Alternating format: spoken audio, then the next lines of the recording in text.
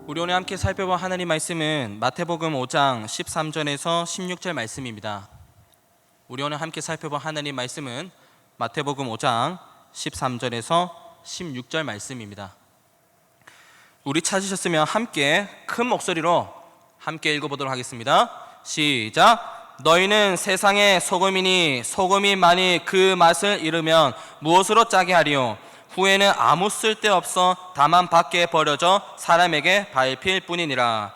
너희는 세상의 빛이라. 산 위에 있는 동네가 숨겨지지 못할 것이요 사람이 등불을 켜서 말 아래에 두지 아니하고 등경 위에 두나니 이러므로 집안 모든 사람에게 비치느니라.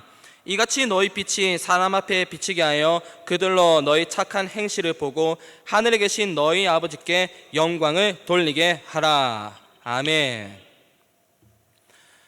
사랑하는 성도 여러분, 성경을 살펴보면 이 성경 속에는 정말 수많은 영적 전쟁이 기록되어 있습니다.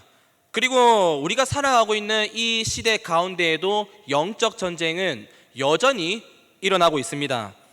출애굽 당시에 모세와 바로가 대결했었고, 다윗과 골리앗이 서로 대결했었고, 엘리야 선지자와 그리고 바알 선지자들이 서로 대적했듯이 오늘날 우리가 살고 있는 이 시대 속에서도 하나님을 믿고 따르는 자들과 또 그와 그렇지 않은 하나님을 대적하는 자들 사이에서 여전히 영적 전쟁은 일어나고 있습니다. 이번 주에도 이제 신방을 하면서 어떤 집사님과 대화를 하게 되었는데, 그 집사님께서 말씀하시기를 이제 집사님께서 다니고 있는 직장의 어떤 회사원이 예를 들어서 식당에 외식하러 갔다가 코로나에 걸리면 단순히 격리하고 치료하고 끝이지만, 만약 이 직원이 예배의 자리에 나와서 교회에 와서 예배하다가 코로나에 걸리면 징계를 받는다는 이야기를 들었습니다. 그리고 계속해서 소식이 들려오듯이 이 정부는 계속해서 어떻게 해서든지 차별금지법을 이제 통과시키려고 하고, 유치원 아이들에서부터 동성애를 가르치려고 하는데, 이러한 현상들을 볼 때면 우리가 정말 영적 전쟁 속에 살아가고 있구나라는 확신이 드는 겁니다. 그런데 여러분, 이러한 영적 전쟁 속에서도 하나님을 믿고 의지하는 우리들은 여전히 소망을 발견할 수 있고 희망을 발견할 수 있는데, 그 이유는 바로 우리가 믿는 하나님께서는 모든 영적 전쟁 가운데에 사람을 선택하셨고, 그 사람 가운데에 하나님의 능력을 주셨고, 그 사람을 통해서 그 시대의 영적 전쟁의 판도를 변화시켰기 때문입니다. 모세, 다윗, 엘리야, 그리고 그 이외에 정말 많은 인물들이 하나님으로부터 능력을 받아서 선택을 받아서 그 시대 속에서 일어났던 영적 전쟁의 판도를 뒤집어 엎고 변화시켰다는 것입니다. 따라서 여러분, 오늘날 이 시대 속에서도 우리가 믿는 하나님께서는 누군가를 선택하셨고 그 사람 가운데 능력을 주셔서 지금 우리가 살고 있는 이 시대 속에서 일어나고 있는 영적 전쟁의 판도를 변화시키도록 하셨는데, 이 시간은 바로 이러한 인물들이 과연 누구인지를 함께 살펴보도록 하겠습니다. 사랑하는 성도 여러분, 앞서 살펴보았듯이, 앞서 말씀드렸듯이 저와 우리들은 영적 전쟁 속에서 살아가고 있습니다.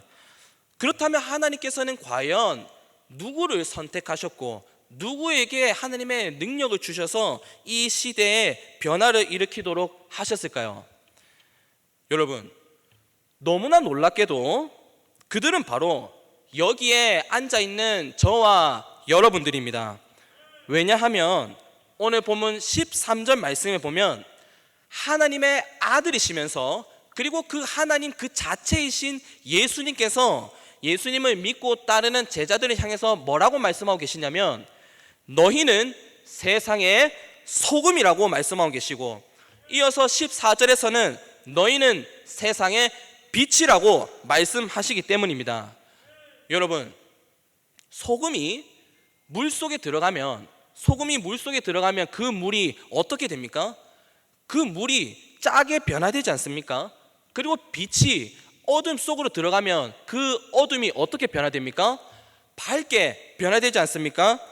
이처럼 여러분, 예수님께서는 저와 여러분들을 가리켜서 너희는 소금과 빛처럼 이 시대 가운데에서 영적 전쟁의 판도를 변화시킬 수 있는 그런 능력이 내재되어 있는 놀라운 존재라고 말씀하고 계시는 것입니다. 물론 어떤 분들은 이런 이야기를 들을 때면 나는 특별한 능력이 없기 때문에, 지혜가 없기 때문에, 그리고 나는 가진 게 없고 또 나는 나이가 많고 나는 병이 있기 때문에, 아프기 때문에 나는 해당되지 않는다라고 생각할 수도 있습니다.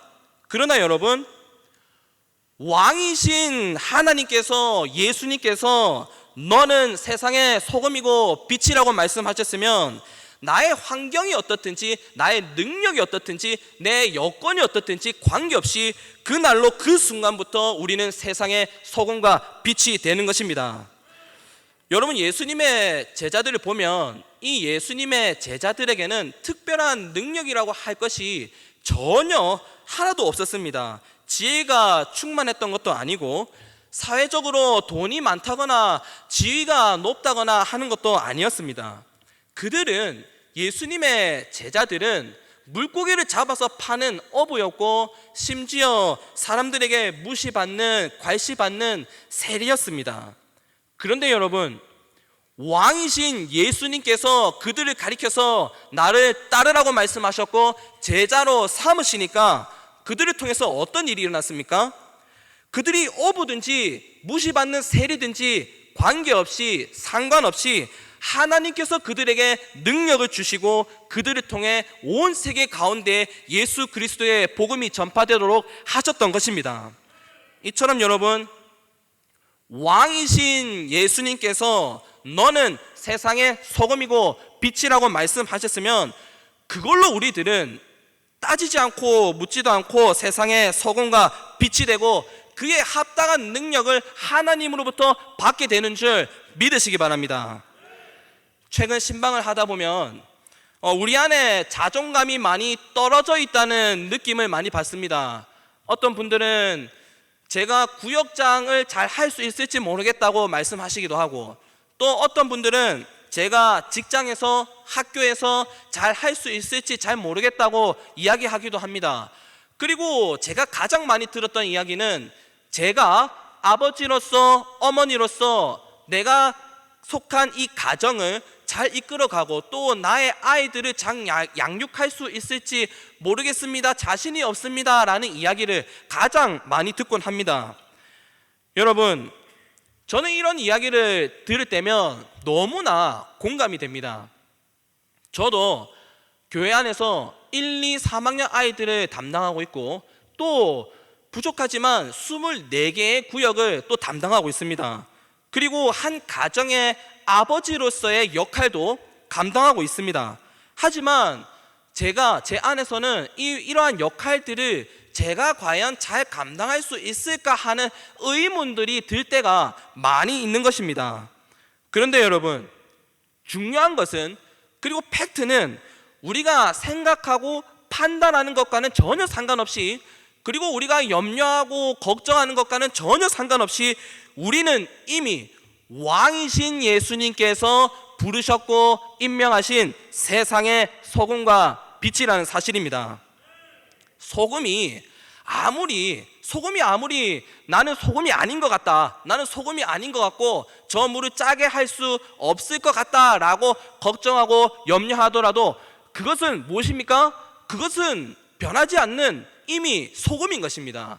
그리고 빛이 나는 저 어두운 공간을 밝게 할 수 없을 것 같다 걱정하고 염려하고, 나는 저 어두운 가정을, 나는 저 어두운 학교를, 직장을, 공동체를 변화시킬 수 없을 것 같다고 걱정하고 염려하더라도 그것은 이미 빛이듯이 예수님께서는 너희는 이미 세상의 소금과 빛이라고 말씀하신다는 것입니다. 여러분, 우리 다 같이 한번 큰 목소리로 한번 따라했으면 좋겠습니다. 어머니가 크게 하시는지 아버지가 크게 하시는지 청년들과 학생들이 크게 하는지 한번 들어보도록 하겠습니다. 우리 다 같이 한번 저를 따라하도록 합시다. 나는 세상의 소금이다. 나는 세상의 빛이다. 창세기 1장 3절에 보면 이렇게 기록되어 있습니다.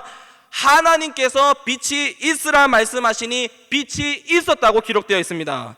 이처럼 여러분, 왕이신 하나님의 말씀에는 권능이 있고 능력이 나타나고 온 우주 만물이 움직이게 되는데, 바로 그 하나님의 말씀이 우리를 향해서 너는 세상의 소금이다, 너는 세상의 빛이라고 말씀하신다는 사실을 기억하시기 바랍니다.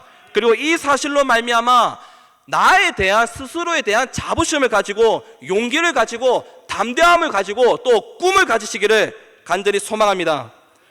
그러면 여러분, 세상에 소금과 빛으로 부름받은 우리가 속한 가정과 직장과 학교와 그리고 그 위에 모든 공동체 속에서 이 영적 전쟁의 판도를 뒤집어 엎고 변화를 일으키기 위해서는 우리가 과연 어떻게 해야 할까요?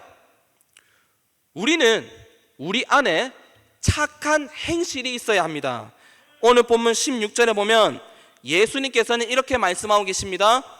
이같이 너희 빛이 사람 앞에 비치게 하여 그들로 너희 착한 행실을 보고 하늘에 계신 너희 아버지께 영광을 돌리게 하라라고 말씀하고 계십니다.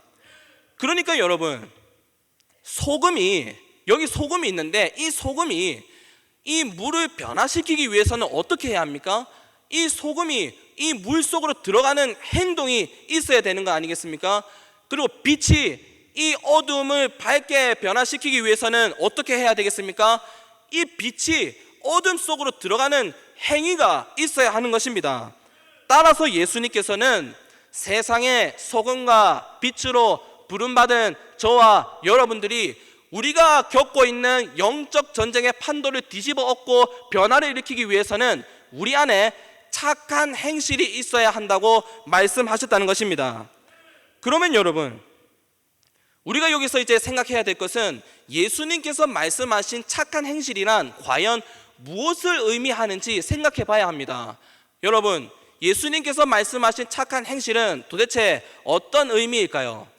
흔히 도덕에서 말하는 그런 착한 행실을 의미하는 것일까요? 물론 예수님께서 말씀하신 착한 행실 속에는 이러한 도덕적 차원의 착한 행실도 포함되어 있습니다. 거짓을 행하지 않고 진실하게 살아가면서 선행을 베풀며 살아가는 그러한 도덕적 차원의 착한 행실도 포함되어 있는 것입니다. 그러나 여러분, 저와 여러분들은 우리 예수님께서 말씀하신 착한 행실이란 이러한 도덕적 차원의 착한 행실보다 훨씬 높은 단계의 것임을 우리는 알아야 합니다. 빌립보서 1장 6절에 보면 너희 안에서 착한 일을 시작하신 이가 그리스도 예수의 날까지 이루실 줄을 우리는 확신하노라고 기록되어 있습니다. 다시 말해서 우리 안에서 착한 일을 시작하신 이가 하나님이라고 말씀하시는 겁니다. 그러므로 여러분, 우리가 착한 행실을 한다는 것은 곧 무엇을 의미할까요? 그것은 바로 우리 안에서 착한 행실을 시작하신 하나님의 뜻대로 결단하고 행동하는 것을 의미하는 것입니다. 사랑하는 성도 여러분, 오늘날 이 세상에 속한 사람들은 착한 행실이란 교회를 향해서 착하게 해라, 착한 행실을 해라 이야기하면서 사람들이 기뻐하는 대로, 사람들이 원하는 대로 분위기에 맞춰서 그렇게 예배하고 그렇게 행동해라고 이야기합니다. 그러나 여러분, 우리 구주 예수님께서 말씀하신 착한 행실이란 하나님의 뜻대로 결단하고 행동하는 것임을 우리는 알아야 합니다. 그리고 하나님의 뜻대로 결단하고 들려오는 하나님의 말씀에 대해서 확신을 가지고 한 걸음 한 걸음 믿음으로 나아갈 때에야 비로소 우리가 세상의 소금과 빛으로서의 그 진가를 발휘하게 된다는 사실을 믿으시기 바랍니다.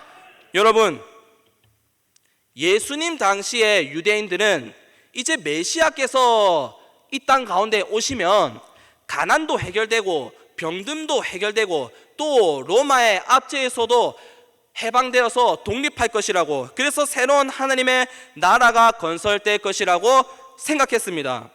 다시 말해서 메시아께서 이제 이스라엘 땅 가운데로 오시면 이 메시아께서 그 당시 사람들이 생각하는 일반적인 상식과 방식대로 로마와 전쟁을 일으키고 경제도 활성화시킴으로써 독립도 하고 다윗 시대의 그 영광스러운 그 영토와 영광을 회복할 것이라고 생각했던 것입니다.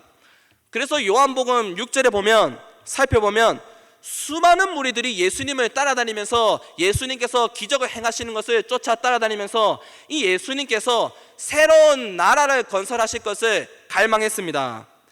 그런데 여러분, 이러한 무리들을 향해서 우리 예수님께서 뭐라고 말씀하셨는지 아십니까?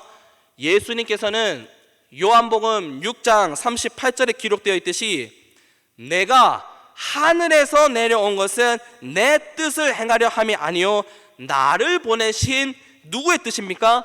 나를 보내신 하나님의 뜻을 행하려 함이니라 라고 말씀하시는 겁니다.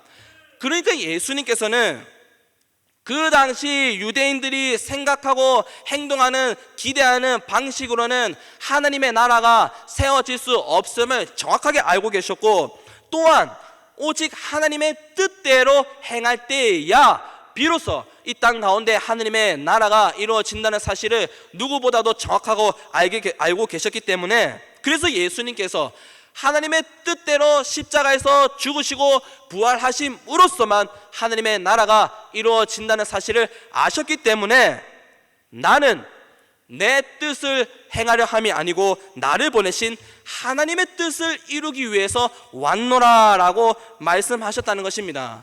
그리고 여러분, 우리가 모두 알다시피 우리 구주 예수님께서는 오직 하나님의 뜻대로 이 땅 가운데서 살아가셨고 하나님의 뜻을 이루기 위해서, 실행하기 위해서 죄인을 위해 십자가에서 죽으셨고 부활하셨는데, 여러분, 그 결과가 어떤 일이 일어났습니까? 죄로 인해 죽을 수밖에 없는 죄인이 구원을 받고 영원한 생명을 얻고 하나님의 자녀가 되는 그런 기적과 같은 변화가 일어났던 것입니다. 그리고 지금도 온 세계 가운데 예수 그리스도의 복음의 능력이, 그 거대한 영향력이 힘을 발휘하고 있는 것입니다.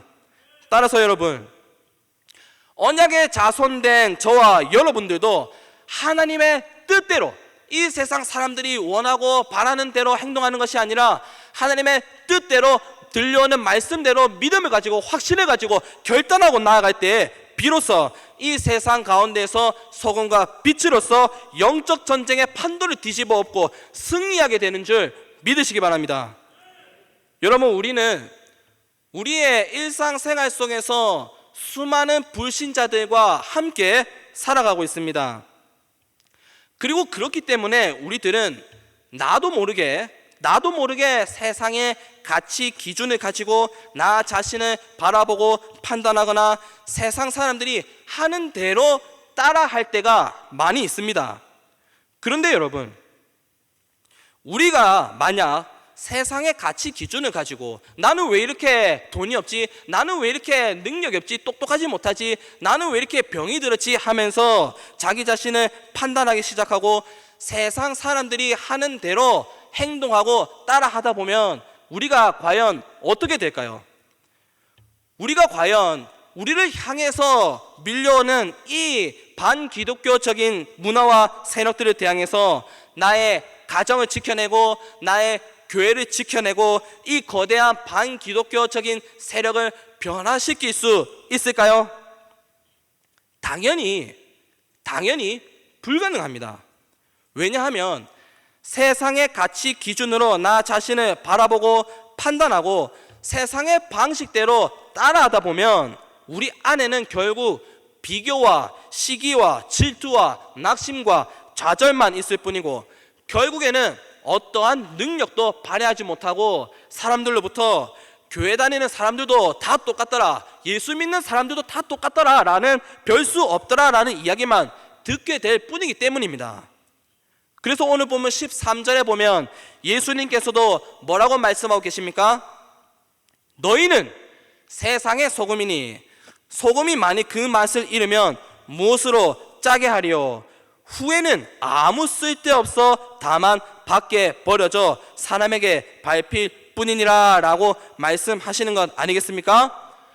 사랑하는 성도 여러분, 세상 사람들이 가지고 있는 이 가치 기준으로 나 자신을 바라보면 나 자신이 부족해 보일 수도 있고 못나 보일 수도 있습니다. 그러나 여러분, 하나님께서는 나의 여건이 어떻든지 나의 능력이 어떻든지 전혀 상관없이 우리들을 세상의 소금과 빛으로 부르셨고 임명하셨습니다. 그리고 하나님께서는 이미 이 영적 전쟁 속에서도 판도를 뒤집어 엎고 나의 가정을 지켜내고 나의 교회를 지켜낼 수 있는 능력을 우리 안에 주셨고, 내 안에서, 내 스스로 안에서 일어나고 있는 영적 전쟁이든지 나의 가정 안에서 일어나고 있는 영적 전쟁이든지 학교와 직장 그리고 내가 속한 다른 공동체 안에서 일어나고 있는 영적 전쟁이든지 상관없이 이 영적 전쟁의 판도를 뒤집어 엎을 수 있는 능력을 우리 안에 주셨습니다. 그러므로 여러분, 세상의 방식대로 살아가는 것이 아니라 선포되는 하나님의 말씀대로 하나님의 방식대로 결단하고 행동함으로써 내 삶에 속한 모든 영적 전쟁 속에서 승리하는 저와 여러분들이 되기를 간절히 소망합니다.